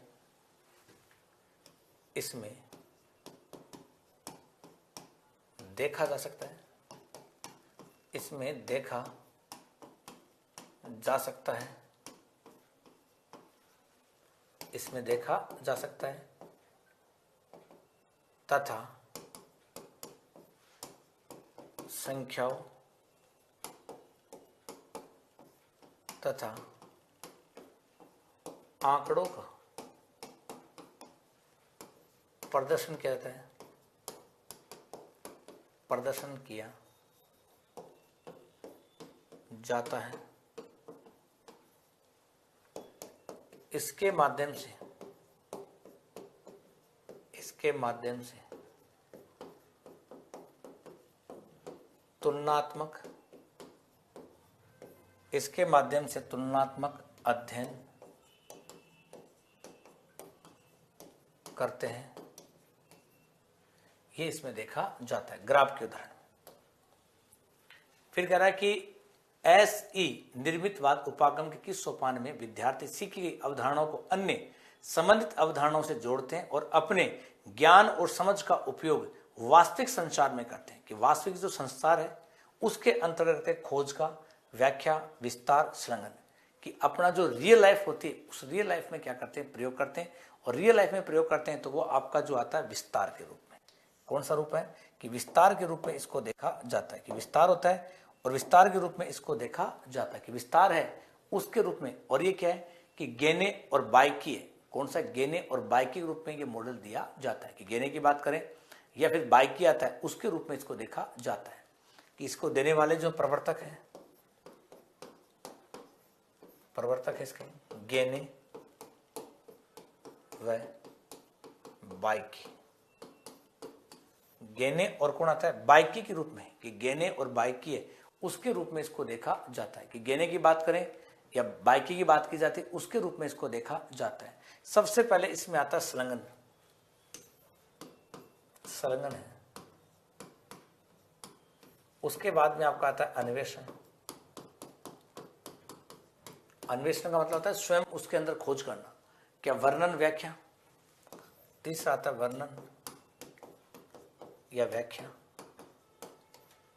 वर्णन और क्या आती है, व्याख्या। मूल्यांकन तो अंतिम में आता है, विस्तृत है, एक विस्तार दे रखा तो विस्तृत है।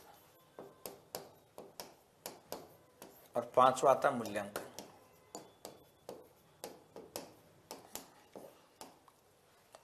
ये इसमें 5E आता है, उसके रूप में अपन क्या करते हैं, अध्ययन करते हैं और अध्ययन में देखा जाता है। पांचवा जो ई आता है वो आपका इवैल्यूएशन। कौन सा आता है, इवैल्यूएशन के रूप में अपन क्या करते हैं, दिखाते हैं। जो इवैल्यूएशन होते हैं उसके रूप में क्या करते हैं, शामिल करते हैं। नेक्स्ट करें, प्रोजेक्ट का अर्थ वास्तविक जीवन शैली परिस्थिति में पूर्ण किया जाने वाला छात्र आयोजित शोध से कार्य से लिया जाता है। उपयुक्त परिभाषा का संबंध किससे, बेलार्ड से, बिनिंग महोदय से, पार्कर से, सीवी गुण से या किससे, किसके रूप में देखा जाता है। यहां पर बात करें तो यह आता है बिनिंग महोदय का। किसका आता है, बिनिंग महोदय के द्वारा देखा जाता है, कि बिनिंग महोदय हैं उनके माध्यम से अपन प्रोजेक्ट का अर्थ वास्तविक जीवन शैली की परिस्थिति में पूर्ण किया जाने वाला और छात्र के रूप में लिया जाता है। कि परिभाषा है वो किसकी आती है, बिनिंग महोदय की देखी जाती है। जबकि अपन किसकी, बेलार्ड की बात करें, किसकी बात करें, बेलार्ड की बात करें तो ये जीवन का छोटा सा भाग है। क्या है, वास्तविक जीवन का, वास्तविक जीवन का छोटा सा भाग है, कि वास्तविक जीवन का क्या है, छोटा सा भाग है। ये बात कौन कहता है, बिनिंग के द्वारा कहती है। और पार्कर की बात करें कि छात्र की कार्य की क्या बनाना योजना, पार्कर कहता है छात्रों की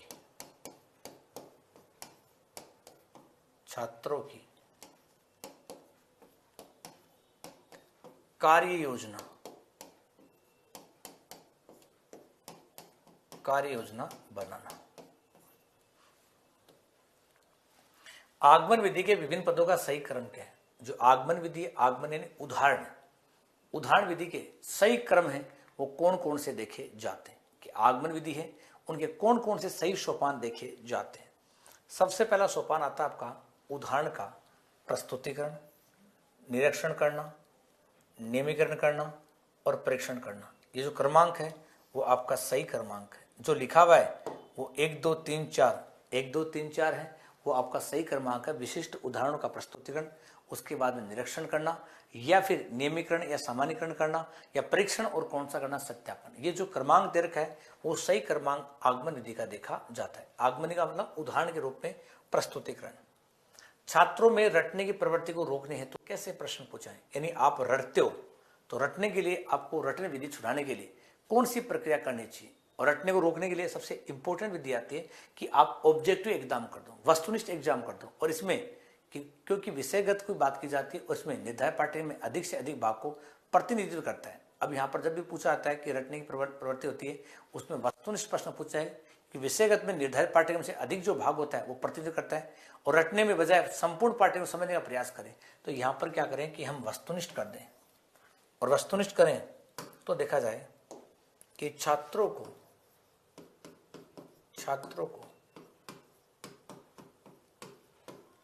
रटने की बजाय अर्थ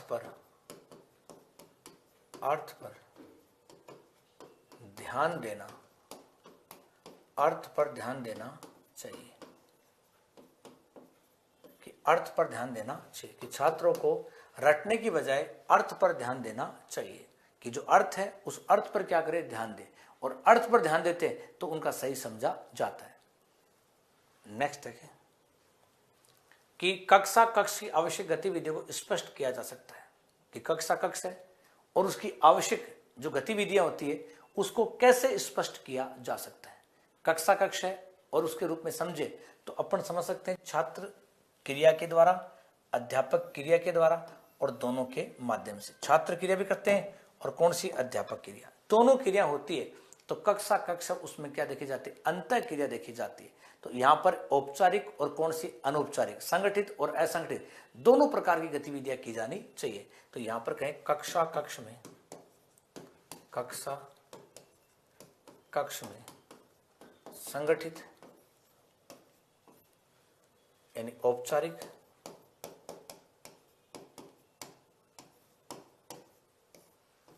तथा असंगठित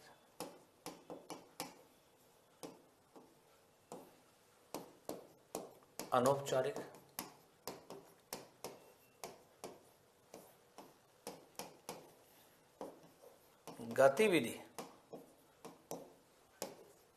गतिविधि का आयोजन करना।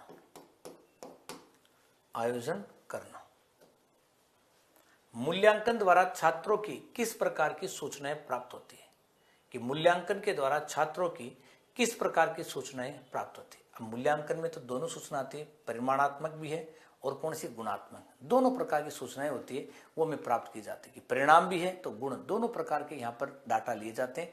परिणात्मक में होता संख्या के आधार पे, और गुणों की बात करें तो उपलब्धि के आधार पर देखा जाता है। तो यहाँ पर देखा जाए कि मूल्यांकन द्वारा छात्रों किस प्रकार की सूचनाएं प्राप्त होती है, कि परिमाणात्मक और कौन सी, गुणात्मक। इसी रूप में देखा जाता है कि तो मूल्यांकन बराबर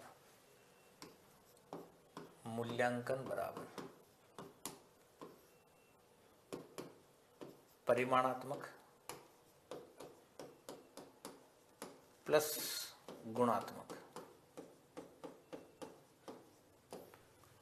बालकों के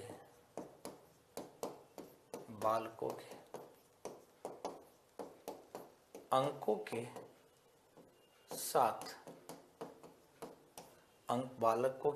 के साथ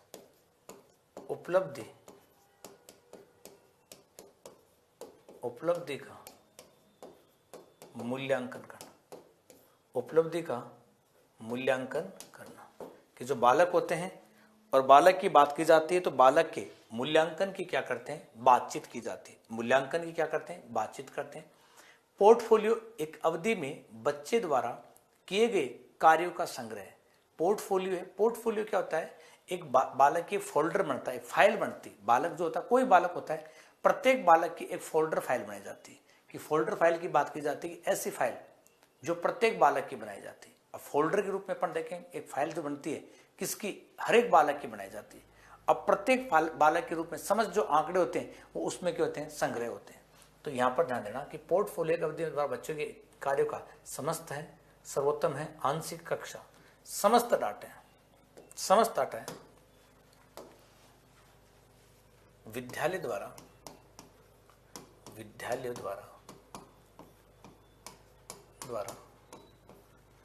प्रत्येक छात्र का एक फोल्डर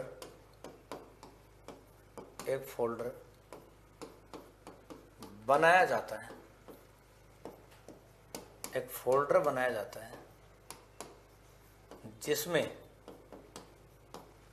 जिसमें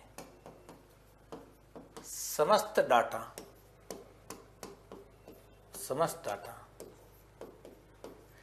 एकत्रित होते हैं।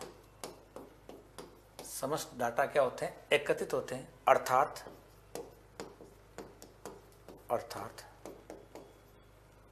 संपूर्ण सूचनाओं का संग्रह होता है। संपूर्ण सूचनाओं का क्या होता है? संग्रह देखा जाता है। शैक्षणिक निदान का प्रयोजन ही शिक्षण है, कि शैक्षणिक निदान का प्रयोजन ही क्या है? शिक्षण है। जब भी शैक्षणिक निदान करते हैं और उसका प्रयोजन ही क्या है? दिखाता है। तो इसमें सूक्ष्म है, निदान का मतलब उपचारी है, कक्षा है, स्थूल है। निदान का प्रयोजन हमेशा उपचार के लिए करते हैं। किसके? उपचार के। कि निदान का प्रयोजन ही क्या? उपचार शिक्षण। निदान का बाल की कठिनाई पता लगाना और उसको दूर करने के रूप में देखा जाता है। तो यहाँ पर उपचारी है। कौन सा? उपचारी के माध्यम से देखा जाता है। तो देखना इसमें, जब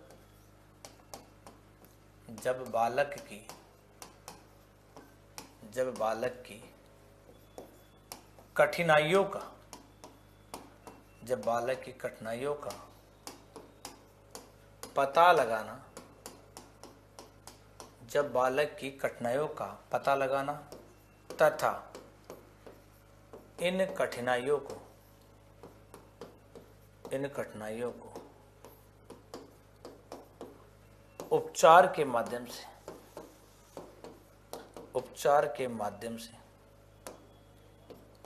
उपचार के माध्यम से दूर करना। उपचार के माध्यम से क्या करना? दूर करना, इसमें देखा जाता है। नेक्स्ट है विज्ञान है, प्रक्रिया है, उत्पाद है। विज्ञान प्रक्रिया और उत्पाद दोनों है। अब ऐसे प्रश्न आए तो आपको देखते ही पता लग जाता है कि विज्ञान एक चक्रीय प्रक्रिया है और विज्ञान क्या है? सदैव अस्थायी होता है। वैज्ञानिक जो ज्ञान है वो सदैव क्या होता है? अस्थायी होता है। तो प्रक्रिया और क्या है? उत्पाद है। प्रक्रिया भी है और एक उत्पाद है। तो यहां पर ध्यान देना कि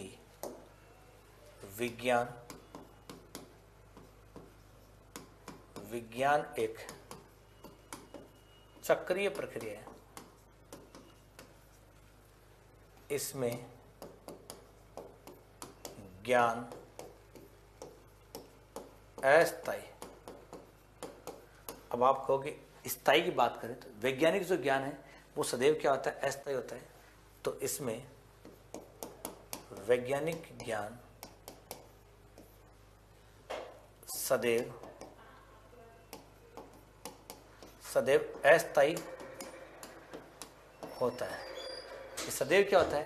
अस्थायी के रूप में इसमें देखा था कि विज्ञान है, प्रक्रिया की बात की जाती है।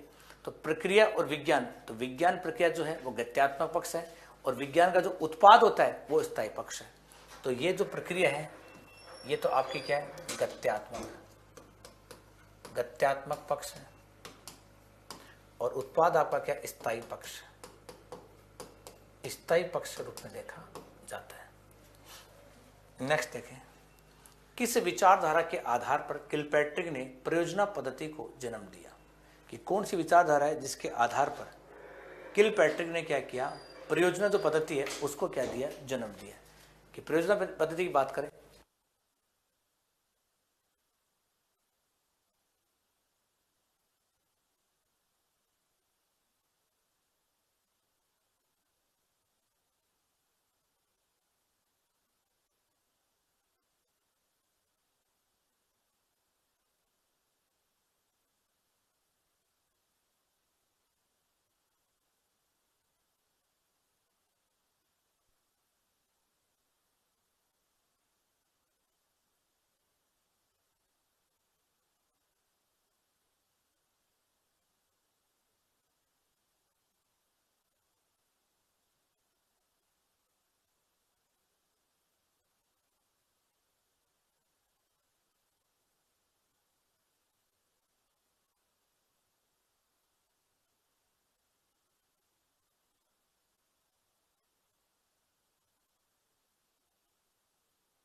तो यहां पर ध्यान देना किस विचारधारा के आधार पर किलपैट्रिक ने परियोजना पद्धति को जन्म दिया?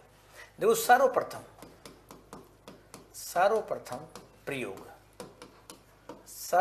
जो प्रयोग है वो जॉन डेवी ने किया।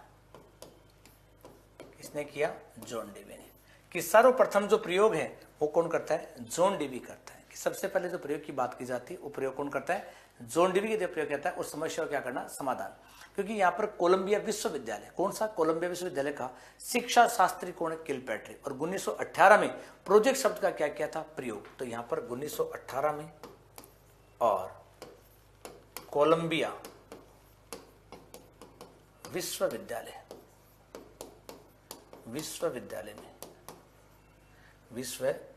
में सर्वप्रथम प्रोजेक्ट का प्रयोग किया। कि प्रोजेक्ट है और उसके अंदर क्या किया? प्रयोग किया गया। किलपैट्रिक को जनक कहा जाता है और जॉन डेवी इसके क्या? गुरु है। गुरु की बात की, चेला है, एक क्या? गुरु है। और इसमें स्पष्ट जो है वो कब किया था? 1921 में। इसको स्पष्टीकरण जो मिलता है वो कब मिलता है? 1921 में देखा जाता है। तो यह परियोजनावादी दार्शनिक विचारधारा कौन सी है? एक दार्शनिक विचारधारा के रूप में इसको क्या है? प्रयुक्त किया गया था। कि दार्शनिक विचारधारा है और उसके रूप में इसको क्या किया था? प्रयुक्त किया गया था, दार्शनिक विचारों के रूप में देखा गया था। लेकिन यहाँ पर जॉन डेवी है वो इस किलपैट्रिक के क्या? गुरु है और ये उनका क्या है? शिष्य है। एक गुरु है, एक चेला। एक तो गुरु जी है और एक क्या है? चेला जी है। मोरिसन उपागम का पद है। मोरिसन, तो इसमें मारिया मोंटेसी की विधि बात की जाती है और उसमें अपन किस प्रकार से अध्ययन करते हैं। मारिया मोंटेसी विधि की बात की जाती है तो इसका पद है। तो पद इसका आता है, वो सबसे पद की बात करें वो आता है संगठन। कौन सा आता है? संगठन की बात की जाती है। संगठन करना वो किसमें? मोरिसन उपागम का पद देखा जाता है। अन्वेषण या खोज करना, प्रस्तुतिकरण का, आत्मीकरण या आत्मसात करना, या फिर इसमें क्या आता है? संगठन करने के रूप में देखा जाता है। तो इसके मोरिसन उपागम के जो पद आते हैं और पदों की बात की जाती है तो इसमें संगठन करना ये इसका पद है। कौन सा? संगठन करना। तो इसमें संगठन से पहले देखें तो अन्वेषण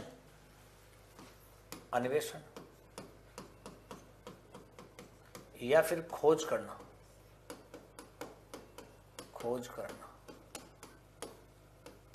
और दूसरा इसमें आता है प्रस्तुतिकरण। कहते हैं ना कि अपन टीचिंग कराओगे आप आने वाले समय में, वो आपका क्या होगा? प्रस्तुतिकरण देखा जाएगा।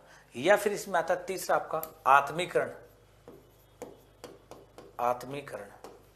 इस आत्मीकरण को कहते हैं अपन आत्मसात। और आत्मसात के साथ में आपका चलता है संगठन। कि संगठन करना, ऑर्गेनाइजेशन बनाना, एक संगठन में सदस्य हैं उन सदस्य के रूप में अपन देखा करते हैं। और संगठन है तो उसमें आता है वर्णन करना। कौन सा आता है? कि वर्णन करना भी इसमें देखा जाता है। 5 पद आते हैं। कितने आते हैं? 5 पद मोरिसन के रूप में देखा जाता है। नेक्स्ट देखें, प्रतिमान हो सकते हैं। प्रतिमान है द्विआयामी या त्रिआयामी। कौन से आयाम हो सकते हैं? आयाम है वो दोनों हो सकते हैं। द्विआयामी हो सकता है, त्रिआयाम भी हो सकता है। प्रतिमान दोनों हो सकते हैं, त्रि और द्वि दोनों आयाम हो सकते हैं। जैसे शिक्षण के द्विमुखी है वो एडम्स महोदय कहता है, लेकिन यहां पर वो रूल क्या अलग? प्रतिमान के बारे में पूछा है तो प्रतिमान द्विआयामी और त्रिआयामी दोनों होता है। प्रतिबिंब की बात की जाती है, इसमें प्रतिनिधि करते हैं और वस्तु को कार्य के रूप में क्या करते हैं? प्रदर्शन करते हैं। तो यहां पर देखा जाता है एक मॉडल के रूप में। किसमें? मॉडल बनाते समय अपन को क्या करते हैं? ध्यान रखते हैं और अध्यापक वास्तविक कक्षाओं में प्रदर्शित करने के रूप में काम करता है। तो इनमें देखा जाता है मॉडल के रूप में ध्यान रखा जाता है।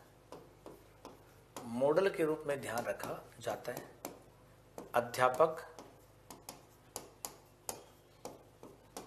कक्षाओं में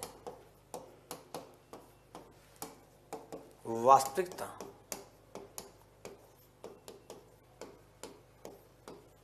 को ध्यान में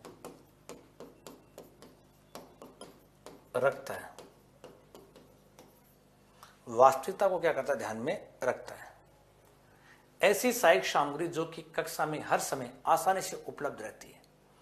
कौन सी सामग्री जो कक्षा में आसानी से उपलब्ध हो जाती है कि कक्षा कक्ष में अपन क्या करते हैं, प्रयोग कर सकते हैं, उसकी बात की जाती है। और कक्षा कक्ष में जब भी अपन आसानी से प्रयोग करते हैं वो आपका आता है श्यामपट्ट। कौन सा आता है, श्यामपट्ट। केवल ऐसी सामग्री जो आपको कक्षा में हर समय क्या होती है, उपलब्ध होती है। अब इनमें उपलब्ध की बात की जाती है तो इसमें क्या क्या होता है, श्यामपट्ट के बारे में समझे।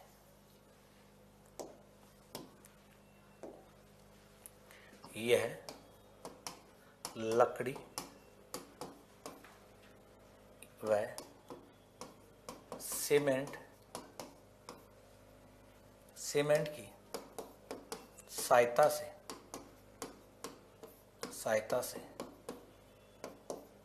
बनाया जाता है। लकड़ी या सीमेंट की सहायता से बनाया जाता है जिस पर चौक का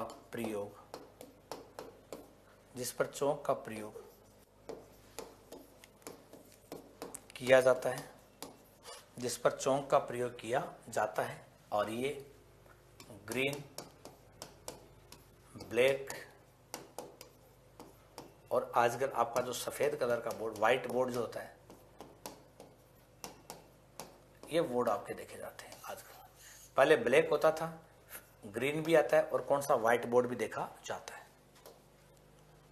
किस साम्राज्य के अभिवृद्धि और विकास, राजवंश तथा इसकी प्रकृति के ऐतिहासिक तथ्यों को दर्शाने वाला चार्ट है, कि इसकी ऐतिहासिक प्रकृति को दर्शाने वाला एक चार्ट के रूप में देखा जाता है। तो कौन सा चार्ट देखा जाता है, और चार्ट के अपन क्या करते हैं, बात करते हैं कि चार्ट के रूप में इसको क्या करते हैं, शामिल करते हैं।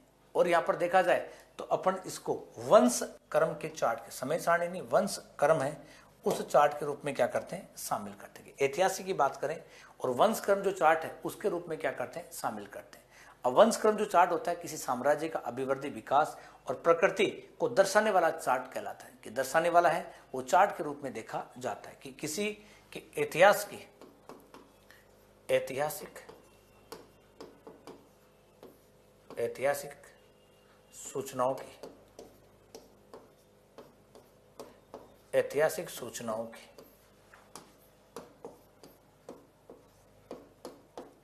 जानकारी, ऐतिहासिक सूचनाओं की जानकारी प्राप्त। नेक्स्ट है, सबसे प्राचीन यंत्र ग्रामोफोन एक ऐसा यंत्र जिसकी घूमने वाली प्लेट या रिकॉर्ड चढ़ाकर उस रिकॉर्ड की ध्वनियों को सुनाता है, वो क्या होता है, gramophone, Linguaphone, tape recorder, computer. अब देखो इसमें देखा जाता है कि सबसे प्राचीनतम यंत्र की बात करें और परत चढ़ाकर बात करते हैं, वो आपका आता है कौन सा, ग्रामोफोन। क्या होता है, ग्रामोफोन। ग्रामोफोन की बात की जाती है। लिंग्वाफोन है, ये क्या किस काम आता है, ये भाषा शुद्धता के लिए, भाषा शुद्धता के लिए प्रयोग किया जाता है, टैप रिकॉर्डर है, यह अपनी इच्छानुसार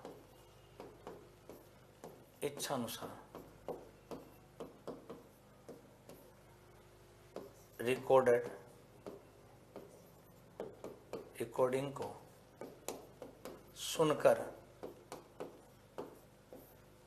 ज्ञान प्राप्त करते हैं। और आजकल सबसे हाइजेनिक है वो आपका कौन सा आ गया, कंप्यूटर। कौन सा आ गया, कंप्यूटर। और यहां पर इसमें जो रिकॉर्डिंग होता है इसमें क्या आराम से अपन प्रयोग कर सकते हैं। लेकिन कंप्यूटर जो आता है, किसकी बात करें, लिंग्वाफोन हो गया, टेप रिकॉर्डर। कंप्यूटर जो है, कंप्यूटर एक हाई तकनीकी है। कौन सा है, कंप्यूटर जो होता है हाई तकनीक के रूप में देखा जाता है। तकनीक है उसमें हाई तकनीक के रूप में इसको देखा जाता है, कि तकनीक है कंप्यूटर की, वो आजकल क्या है, ये वर्तमान में सर्वाधिक है प्रचलन इसका कंप्यूटर का। कंप्यूटर के माध्यम से अपन स्लाइड वगैरह इनको दर्शाने का प्रयोग भी किया, या प्रेजेंटेशन के बाद में बात करते हैं कि यंत्र की सबसे बड़ी विशेषता यह है कि अध्यापक लिखने, चित्र या आकृति खींचने आदि सभी प्रकार सभी कार्य प्रक्षेपी की प्लेट पर अपनी मेज के पास रखकर ही संपन्न करते हैं और संपूर्ण सूचनाएं अध्यापक के सिर के ऊपर से छात्रों के समकक्ष सामने की दीवार या पर्दे पर प्रक्षेपित होती है। वो सिरोपरी, ग्लोब, चित्र विस्तारक, मैजिक लालटेन कौन सी होती है? इसको सिरोपरी प्रक्षेपी बोलते हैं। कौन सा? सिरोपरी प्रक्षेप बोलते हैं। और इसको क्या बोलते हैं कि सिरोपरी की बात करते हैं, उसको अपन कहते हैं OHP, ओवरहेड प्रोजेक्टर। कौन सा? ओवरहेड प्रोजेक्टर के नाम से भी इसको जाना जाता है। कि इसकी अपन बात करें, इसको OHP,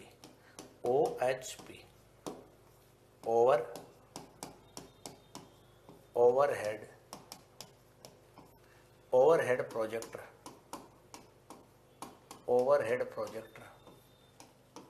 के नाम से भी इसको जाना जाता है। कि जो ओवरहेड है प्रोजेक्टर, उसके नाम से भी इसको जाना जाता है। और इसमें अध्यापक क्या कि लिखने, चित्र या आकृति खींचने आदि प्रक्षेपी जो प्लेट होती है अपनी पास रखकर संपन्न करते हैं और संपूर्ण सूचनाएं अध्यापक सिर के ऊपर से छात्रों को समकक्ष सामने की दीवार पर पर्दे पर प्रक्षेपित करता है। और इसमें क्या होता है कि पर्यावरण के चित्र और आकृतियां होती है, उसकी सहायता से क्या करते हैं, प्रदर्शित किया जाता है। तो इसमें क्या करते हैं, दीवार या पर्दा होता है, उस पर सामग्री को प्रक्षेपित करके देखा जाता है।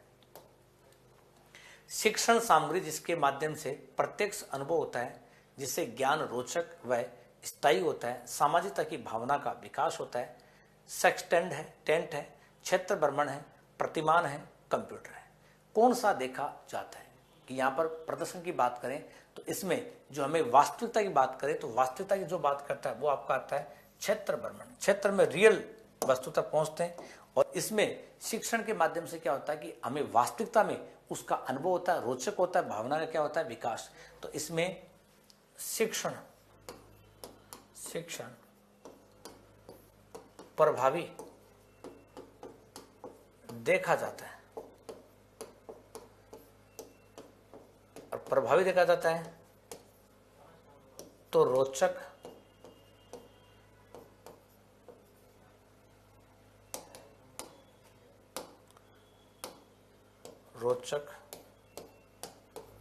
स्थायी। रोचक के साथ में क्या होता है, स्थायी होता है। नेक्स्ट देखें, विद्यालय में सूचनाएं नवीनतम सामाजिक एवं राजनीतिक समाचार तथा अध्यापक व विद्यार्थियों की अभिव्यक्ति को प्रदर्शित करने के लिए का उपयोग करते हैं। बुलेटिन बोर्ड है, वृत्तचित्र है, फिल्म पट्टिकाएं हैं, चार्ट या आरेख है, या देखा जाता है। किसके रूप में देखा जाता है? किसके रूप में अपन बात करें कि देखा जाता है। और इसमें अपने आती कौन सी? बुलेटिन बोर्ड की बात की जाती है। किसकी बात करते हैं? बुलेटिन बोर्ड है, इसकी अपन चर्चा करते हैं। और बुलेटिन बोर्ड क्या होता है? अपना दृश्य के अंदर आता है। किसमें आता है कि दृश्य की बात की जाती है। और दृश्य में क्या करते हैं, शामिल करते हैं कि दृश्य सामग्री है या डिस्प्ले सामग्री, और इसका प्रयोग कक्षा कक्ष में नहीं करते हैं। तो यहाँ पर देखें कि नंबर 1 कि दृश्य सामग्री है,